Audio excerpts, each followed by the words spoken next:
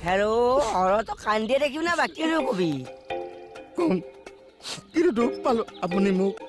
মৰিবলৈ খাও দিলে তই অযথা টাইম লছ কৰি আছ কথাখিনি ক নকলে যা কৈছো শুনক এটা হাঁহি আৰু এটা পুতলা তেতিয়াৰ পৰা দেখো তই নেম কাষ্টিঙতে লাগি আছ বাকী কাহিনীৰ ফালে আগবাঢ় তেতিয়া মই সৰু আছিলো মোক দাদা মোৰ জন্মদিনত মামায়ে এটা টপামূৰীয়া পুতলা দিছিল মই পুতলাটোৰ লগত এনি টাইম খেলি থাকো কিন্তু খঙত এদিন দেউতাই পুতলাটো পুখুৰীলৈ দলিয়াই দিলে তেতিয়াৰ পৰা মোৰ মুখত হাঁহি নাইকিয়া হলো তাৰপাছত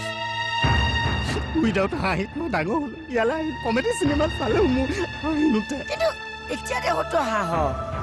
ৰহস্যটো তাতেই কেতিয়াৰ পৰা মোৰ মুখত হাঁহিটো কাম বেক হ'ল আপুনি জানেনে কেতিয়াৰ পৰা দাদা যেতিয়াৰ পৰা মই আপোনাক লগ পালো মোৰ এনেকুৱা লাগে যেন মই সেই সৰুকালত টপামূৰীয়া পুতলাটো ঘূৰাই পালো সেইকাৰণে মই আপোনাৰ লগত ধেমালি কৰো টাইম পাছ কৰো ঠিক কৰি ননচেন মই তোৰ সেই টপামূৰীয়া পুতলা ওলা ওলা বুলি কৈছো ওলা কিয়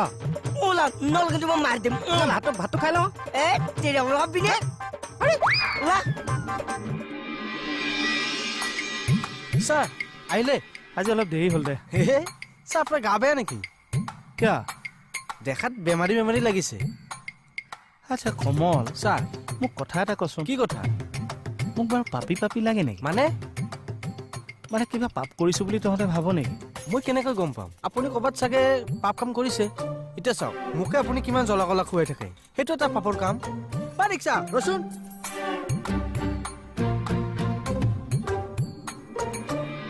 ছাৰ আপোনাক বাপেকি বুলি কথা এটা সুধোনে কি হ'ল মই তোমাৰ বাপেকি নহয় মানে ছাৰ আপুনি আমাৰ ছাৰ আৰু ছাৰ মানে গাৰ্জেন আৰু গাৰ্জেন মানে বাপেকি দিয়কচোন বাৰু সোধা ছাৰ মোৰ লাইফটোৰ প্ৰতি আপোনাৰ কিবা দায়িত্ব আছেনে নাই কওকচোন মানে ছাৰ মই যদি কাইলৈ বিয়া পাতোঁ আৰু ভগৱানে নকৰক মই যদি কিবা এটা হৈ মৰি থাকোঁ মোৰ মানুহজনীৰ দায়িত্ব আপুনি ল'বনে মানে আপুনি লগত ৰাখিবনে ছাৰ কি ফটুৱা কথা কৈ আছা হে সেয়া ছাৰ আপুনি মানে মানুহজনী মোৰ দায়িত্ব নলয় কি ক'ব বিচাৰিছা খোলাখুলিকৈ কোৱা নহ'লে যোৱা মানে ছাৰ মই যদি বিয়া পাতোঁ মোৰ মানুহজনীৰ পেটিকোটৰ পৰা লিপষ্টিকলৈকে দায়িত্ব ময়ে ল'ব লাগিব আৰু মই যদি মৰি থাকোঁ এই মৰাৰ পিছত দায়িত্ব কোনে ল'ব ময়ে ল'ব লাগিব আৰু মইতো ভূত হৈ সেইখিনি দায়িত্ব ল'ব নোৱাৰোঁ চিধা চিধি কোৱা হে মানে ছাৰ কালি ইয়াত চবেই ছাৰ ইঞ্চুৰেঞ্চ খুলিলে কিন্তু ছাৰ মোক কোনেও ছাৰ খবৰ এটা নিদিলে